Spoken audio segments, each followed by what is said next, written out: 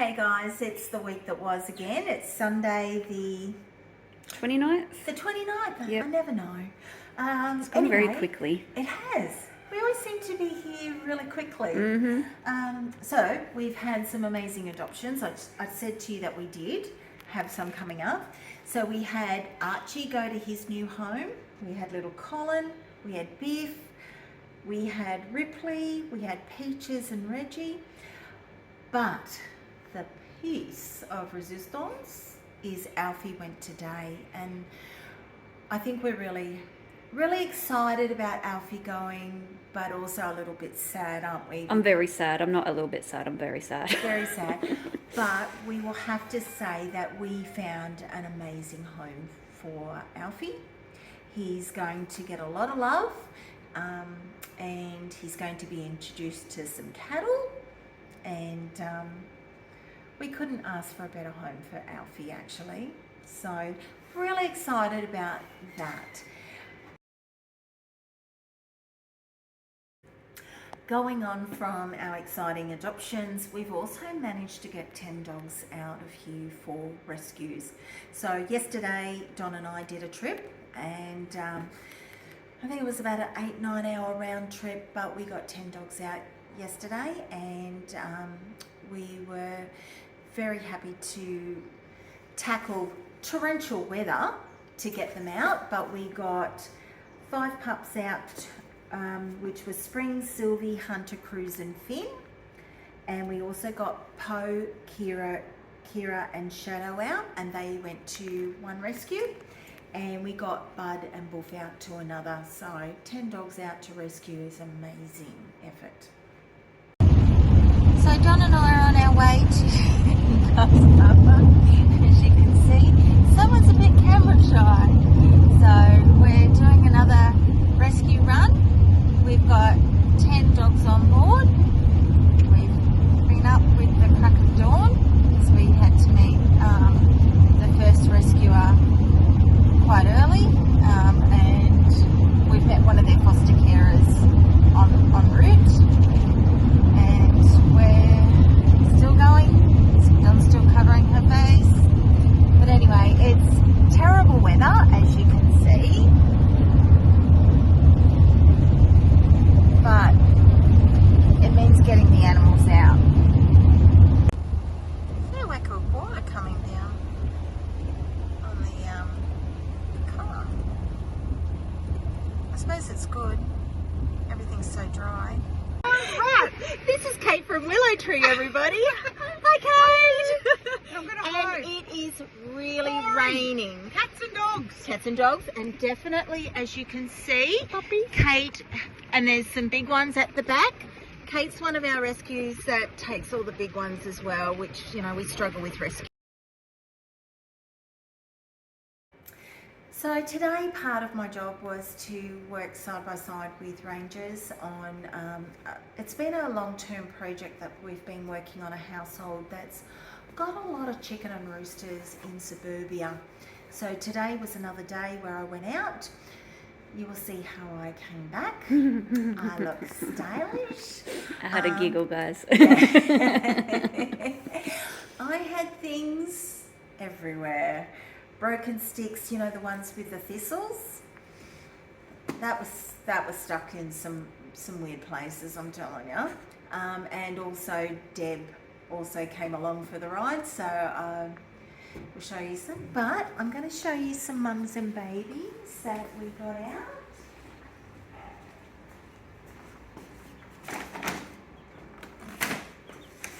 Because we have our pound cats here, we have Grumbles, and then you can see Miss Polly. Miss Polly's been learning how to follow Grumbles' lead. So we obviously have to protect, but this is the nursery, as you can see. So we've got 8 babies in there with a hen, and she's taken custody of the other slightly older ones. Yeah, so not all of them are hers. Not all of them are hers, but she has now adopted them as her own. Good mama, aren't you? She is, yeah. Look at those babies. When we looked in there before, you would have thought there was only two, but if you lift her up, they're all like a little umbrella. So, yeah, she's a good mum. Very good mum. I'll cover you up, darling.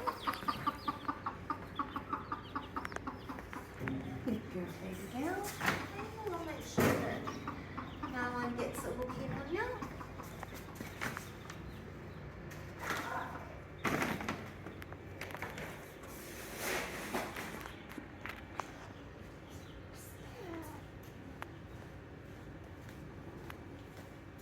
He's really good. He's not bothered by them. But Miss Polly might be another thing, because Don came through and actually found Miss Polly on the windowsills having a little look at our budgies, and we're like, no. So that's why they've been moved away from the windowsill. So then we'll have to watch that little lady.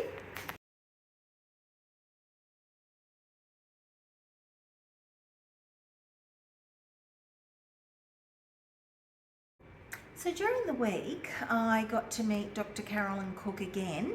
I did meet her at the Rangers Conference, and she's actually from Animal Wise Training. She goes around and she actually goes to all the shelters and councils, and she trains rangers up with just a number of things: how to handle the dangerous dogs, what's the best product to use, as in catch poles versus, you know, snappy poles, all that sort of stuff. And she was actually in our area up at, I think she might have been up at Upper Hunter Council, and she wanted to know if she could call over and have a look. I said, please come on over. So I was very fortunate that she called in before she had to fly out, and she spent a few hours with me going through our facility, having a look. And as you'll see from the email, she was really impressed with what we do over here. And she was like, geez, Dee, this is actually really great. Do you mind if I take some footage? Do you mind if I snap some photos? And we said, no, that's great. That's great. So we got an email back to say that, you know, things were great. She could see that the passion that we do with it.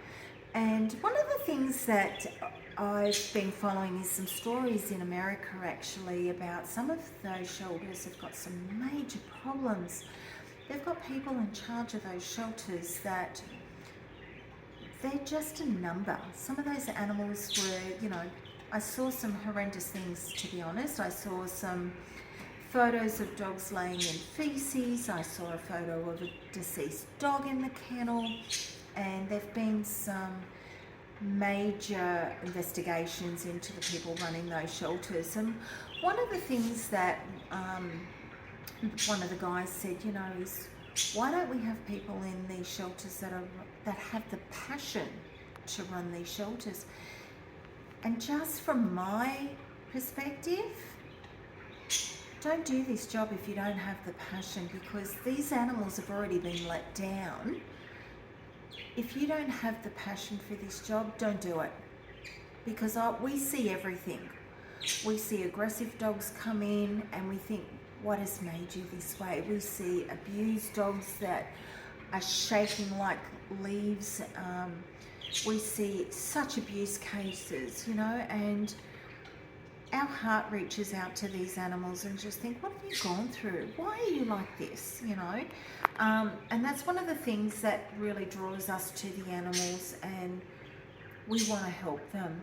So if you're going to see them as a number, don't do this job, because I don't want anybody here that's not passionate like I am, because I tell you what, they've already been failed. They don't need to go to a shelter and be failed. So it was really nice for her to recognise how passionate we are about this job. And, you know, some people might say, oh, you know, we're kooky and stuff like that. No, we're here for the animals, and I want that passion to shine through. So it was really good that she could see that from just walking around and spending a bit of time with us. So it was really lovely to see her and to be recognised for the work that we do.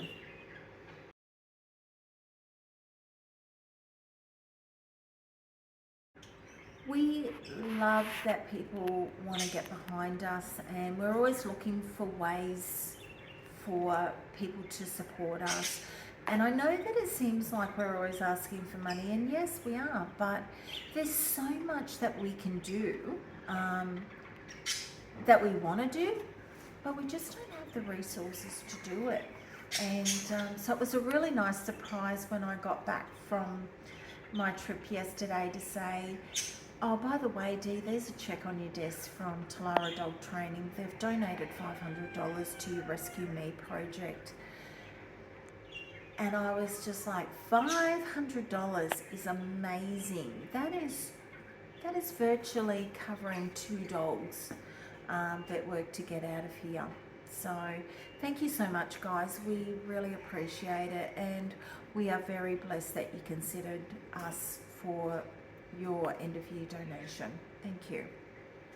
So obviously we did a fundraising last week for Mr. G, and we've been very lucky that some amazing people have come forward to donate. And Mr. G had his surgery. He's doing remarkably well, and he's already starting to feel some relief, because a number of us are now getting in and giving him that cuddles. When you actually go in with Mr. G, he always ducks his head down. It's like he's waiting to be hit. And you'll see from the video that he's absolutely doing very well. He's very accepting of the chin rubs. And even Don and the girls were talking about it at lunch today, how he's doing really well. Even Don's going in and giving him that bit of a cuddle and everything like that. So onwards and upwards for this beautiful boy. The next thing we'll need to do once he's actually fully recovered is to get him a home.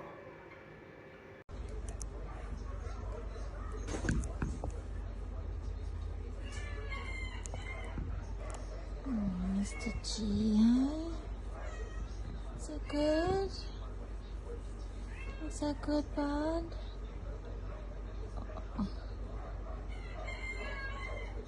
Good boy.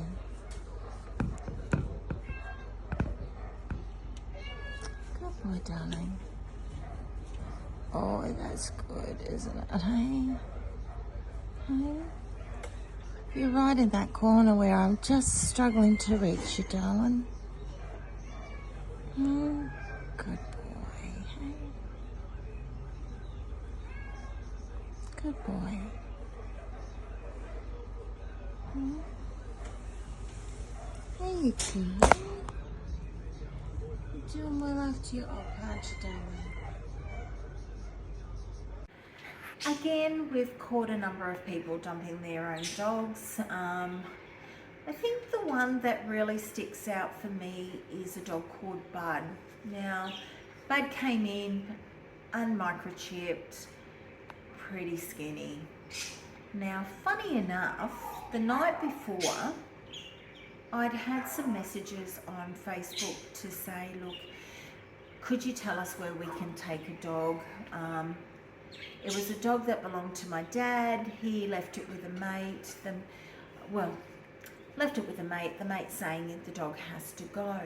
It ended up being a little bit more complicated than that. So we were looking for a red-nosed pitty. That's all the description of the dog was, that it was a tan red-nosed pitty. And I said, okay, all right, can you tell me anything more? No, we're just looking for somewhere for the dog to go tonight. And I said, unfortunately, the pound's closed, but I will keep an eye out. The very next day, it was actually when Dr. Cook was here, and I was over near the exercise runs, and we were looking at the dogs in the runs, and I said to her, just as I was talking to her, I could see a gentleman out of the corner of my eye with a dog. And I just happened to be talking to Carolyn, and I just sort of, keeping an eye on this, and I said, I'm really sorry, Dr. Cook, I'm going to need to go for a minute because that man is dumping a dog. And she said, how do you know, Dee? And I said, oh, I know. I said, Dr. Cook, you may read dogs' body language. I read humans as well. So I went over, told me that the dog was found at McDonald's at Rutherford. Always. It's always at McDonald's. Always at McDonald's, guys. McDonald's Cessnock, McDonald's Rutherford, and I'm like, I don't know what it is. I like going to McDonald's too. Yes, I will admit that. But every time I've gone to McDonald's, I've never found a dog. So anyway, so I went over and I warned the guy. We go through the motion of cautioning them that they're about to sign a government stat deck because we're JPs over here. And so, yep, nope, found it. Go your hardest, okay. Within 2 hours, I was able to prove that that dog was the missing red-nosed pitty that I was looking for. That dog. It's not a red-nosed pitty. I'm like, hello, bud. But you're not exactly what I'm looking for. I was looking for a red-nosed pitty, and what was sitting there was a Kelpie cross. So anyway, apparently he's a red-nosed pitty cross Kelpie. You know, one of those skinny dogs that run around. And I said, do you mean Kelpie, sir? And he said, yeah, that's it. So anyway, it turned out that the dog was this family's dog, and they lived with this other guy, and anyway, they moved on. They moved out, actually. He'd met somebody, and unfortunately they couldn't take the dog, and the mate said, yeah, look, I'll have the dog, no problem. 9 months roll on, and suddenly he doesn't want the dog anymore, and either you come and get the dog or I'm going to cut its throat. Now, I've seen the texts. I've seen a text where it said, you can weep while it takes its last breath. So these people don't even live in the area, come and got the dog, and got a relative to bring it in as a stray. Unfortunately for them, they got caught out. I'm very good at recognising most times an animal being brought in as a stray when it's not. But I looked at this dog and he was skinny. He was beautiful. I couldn't help but giving him a kiss and a cuddle, and I looked at this dog and I thought, how can I send that back out? This dog's in trouble.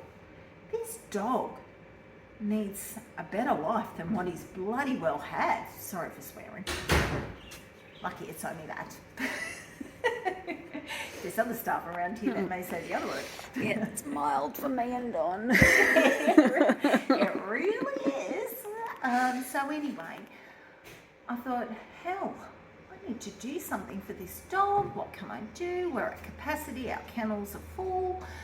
So I quickly started making some phone calls, and I rang Jess and I said, Jess, any chance you've got any of those kennels free that we fundraised and stuck on your property? She said, I have one, Dee. And I said, can we talk about Bud? And she said, tell me your story. And I told her, I sent her a photo, and she said, you bring him up here, Dee. And I said, all right, I'll do it. Don't threaten me.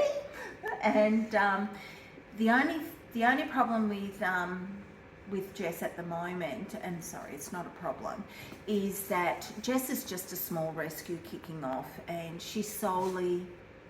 her rescue name is Pound to Pampered, and it means getting them out of the pound, and we are her pound. So Jess is just kicking off, so she doesn't have the resources behind her to be able to do the vet work and everything like that. So that is something that when we're asking to do these fundraisers, it's generally to help people like Jess, Kickstart, and not only Jess, other rescues as well. And it's something I talked to Willow Tree about as well. And she said, look, could you do that for us as well, Dee? We're happy to help you. But if we can have that little bit of resources of doing the vet work, you know, it's such a huge saving for them because at the moment their vet bills are sky high. They've taken on some animals from other facilities as well that have some medical issues, and she said, look, that is a real help for us. So that's where it was great that Talara Dog Training gave us some money towards that, because it does help these rescues. We can go to them and say, look, will you help dogs like Bud if we do their vet work? If we do the 9-hour round trip, will you take him? So Jess was like, yep, that's fine.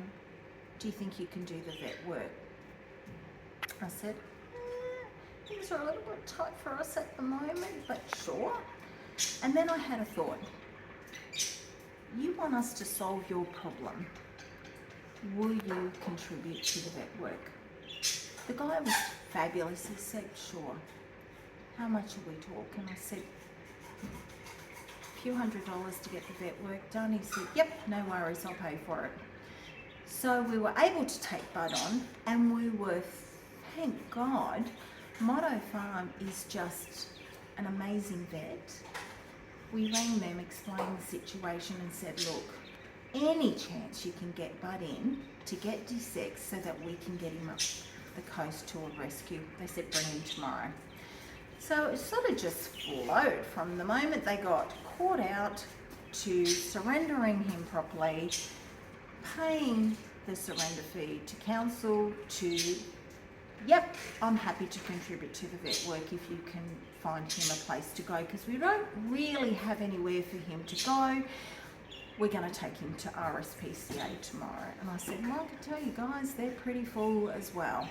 So it was just phone call after phone call trying to find a solution for Bud, and here's Bud going to rescue.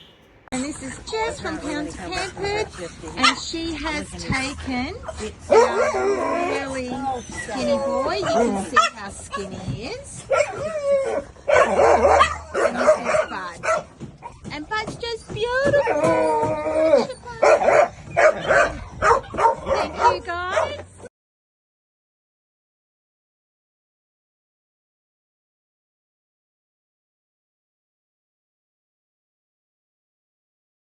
So obviously we're starting to get into the warmer weather, and that brings sort of like not only a myriad of problems like parvo and stuff, which we touched on last week.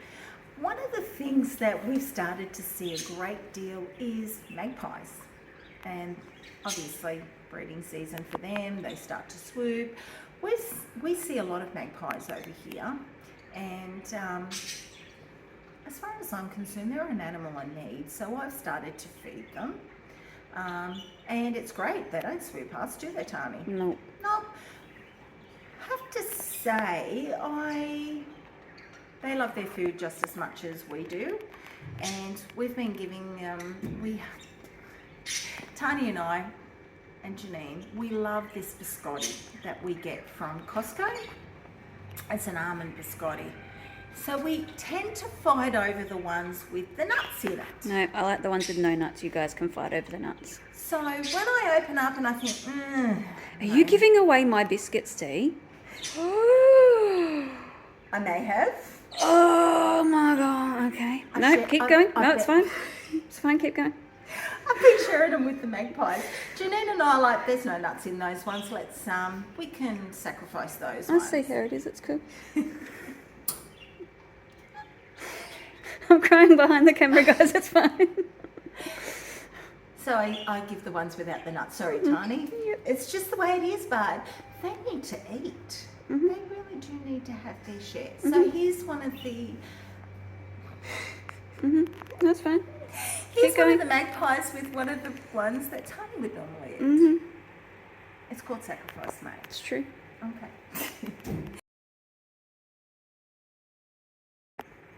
Another thing that we've also seen a lot is, because we are kind of situated near the bush, we've started to see a lot of snakes. And who do you think has to manage the snake catching? Not me. Alright, I usually call somebody. I have caught one and I have repositioned it back into the bush. But recently I wanted to do some videos with Alfie. I said, come on, Alf, let's go for a walk. Show them how sexy you are on this balance harness. And let's see if we can get a video of you near the sign. As we're walking up, Alfie decides, I need to do a wee. So, okay, cool, let's do it.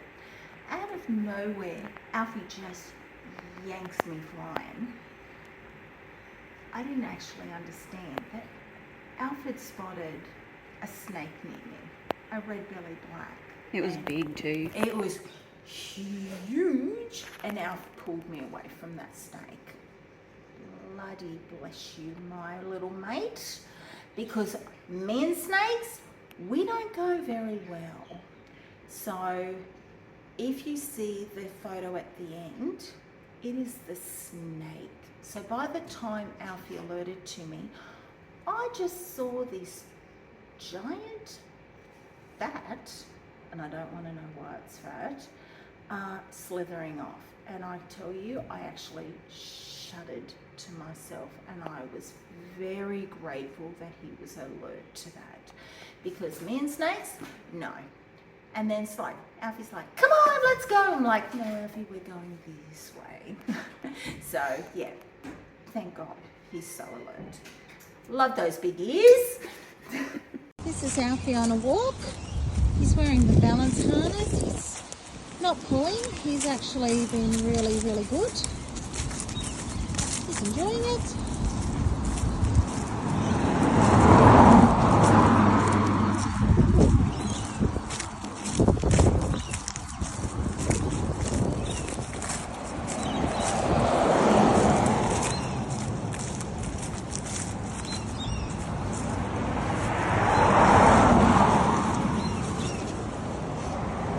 Good boy. Good boy. Good job, Alf. You gonna sit? Alfie, sit. Sit down. Alfie, you gonna sit down? Good job, buddy. Good job. Whoop.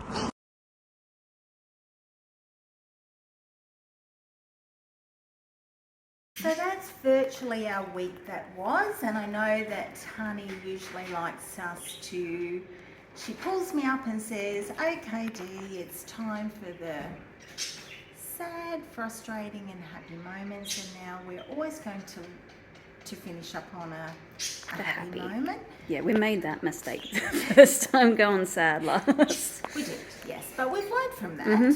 So it's that time, I guess. So what are we going with? We're going to start with the sad, and then we're going to go frustrating, and then we'll end on the happy. Okay. So I have had a sad moment this week, and Don's just left the room because she took it pretty hard. I did too. I think we all did. Yeah, we did. All of us feel emotions here, and you know what? It's not a bad thing, and I will never apologize for crying, because somebody needs to cry for these dogs. But my sad moment is Miss Kay. Miss Kay came into us through the ranger side of things. She was coming with a do not release order. She'd been involved in a dog attack. Now Miss Kay, bloody beautiful dog to humans, not so good with other dogs, and we saw it here. She could get out of her cage and attack another animal, 100% she would. But that's what she'd done out in the community. She'd attacked another dog quite severely. I don't even know if that dog made it. She had it by the throat, I believe.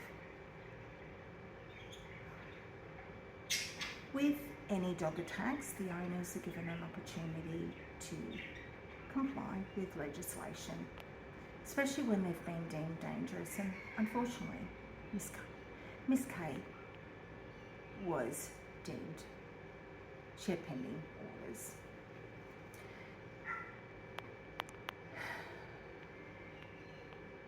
bothers me. I'm sorry. I'm just trying to convey to you how sad I feel, but I don't want to see any other dogs go through this. I have dogs that are not good with other dogs, and I've modified my household. I've changed my routines around, and Tani, you've got dogs like that as well. And I don't give my dogs a reason to fail, and I know things happen. It happens at a blink of an eye, really. And I think I don't give my dogs a reason to fail. I've upped my fences, I've got the dangerous dog signs, I don't let my dogs intermingle with each other that are not good with other dogs, and I do everything I can. And if I take one of my dogs out, he doesn't get an opportunity. If I have to use a muzzle, then I use a muzzle. Simply that. A muzzle is, a bit confronting, and Dawn doesn't particularly like it. She thinks, the poor dog looks like Hannibal Lecter. But at the end of the day, I'm not only protecting my dog, I'm protecting the other dogs in the community. I don't give my dogs a reason to fail. There's also another aspect that you've got to consider when you've got a dog like that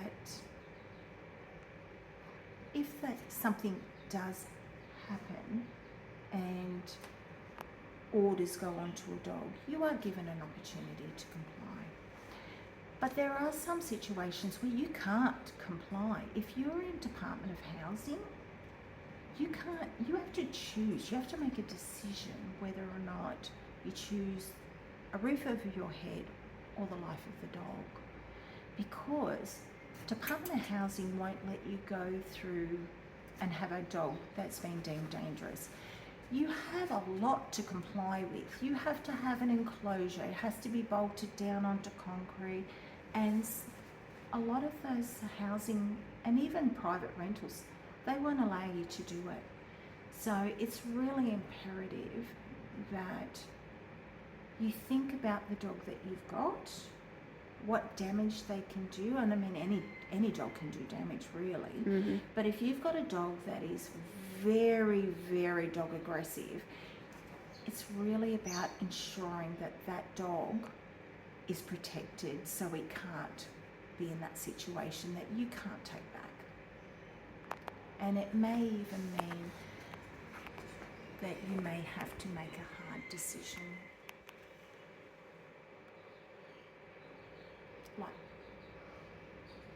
Like what happened this week to Miss Kay.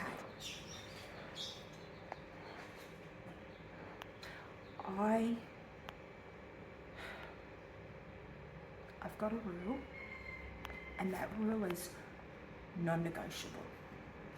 No dog goes to a vet without a staff member being there. And I would always love it if an owner would be that person that goes with it. But in this job, it's very few and far between, isn't it, Tani? Yeah, it's very rare. It's very rare. But I'll always be that person, or one of my staff will be that person that will go and hold that animal's paw while they go to sleep.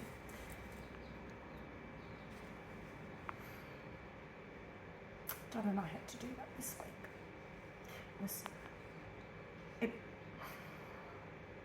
It's never an easy job, but it has to be done. There are council orders, and there's nothing we can do for that. Once orders are in place, there's nothing we can do. And if an owner chooses to do that because of their situation, then we have to do that. But I didn't go alone this time. Dawn went with me, and we cuddled her, we kissed her. We went with a little picnic. She had all these little juicy treats and stuff, and sandwiches and stuff like that, and biscuits that she would never normally get to eat. But that's my sad moment. that I couldn't save her. I just couldn't. But if I can help save another animal by just reminding you, do everything you can to protect them, guys, because it breaks me every single time.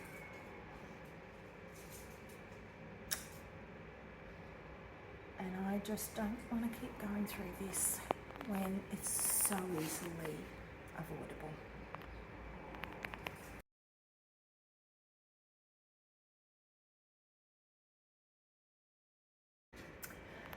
I guess my frustrating moment this week would be I'm now dealing with another dog that I've already dealt with, where the owners brought the dogs to the facility as strays. The sad thing about this one, or the most frustrating, is I do know that at that time the owners were going through a hard time, and they had given the dog away to a friend of a friend of a friend. Frustrating thing is that poor dog has now been found in an isolated part of the bush, and thankfully for him, he ran across the road and narrowly got, thankfully he didn't get hit by the car. The lady was very vigilant. She thought, what is that, a fox? But then it turned out to be this poor dog. The most frustrating thing for me is I'm dealing with the same people over another dog, and I'm like, well, okay, I need that person's name. I want to know their phone number. Can you give me anything? Radio silence. It's just so frustrating, you know. Dogs are not disposable. You shouldn't cover up whether or not it's a friend of a friend of a friend of a friend. If somebody is that bad enough to do that to an animal, then tell me. Tell me what I need to know. Let me deal with them. It's just terrible that animals are so disposable. And I think that's the most frustrating thing for me, is that where is the loyalty to the animal? Where is the care and consideration? And that dog is petrified. He just shakes like a leaf. He's in shutdown mode. He doesn't deserve this.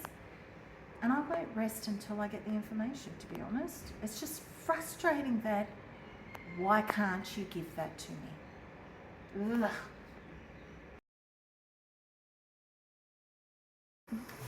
So, ending on a happy note,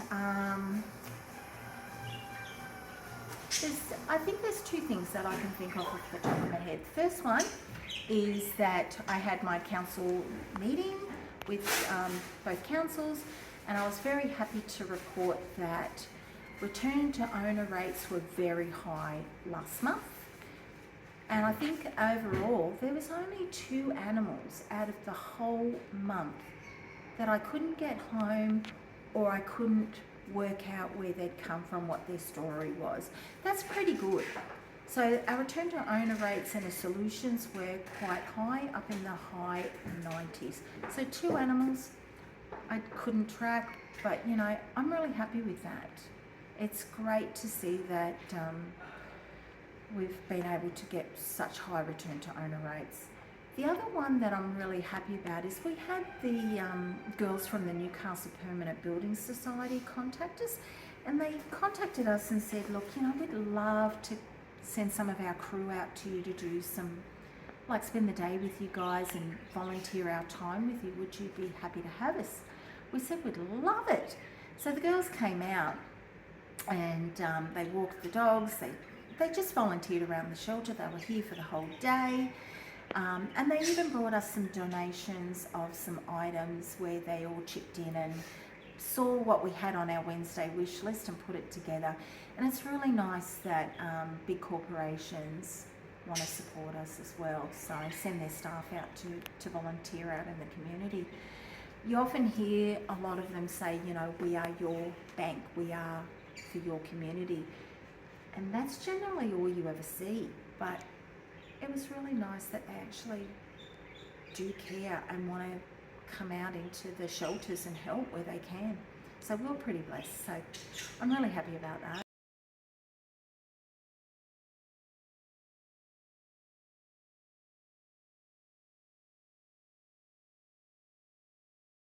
week that was. Next week, probably Tani will have to do the week that was.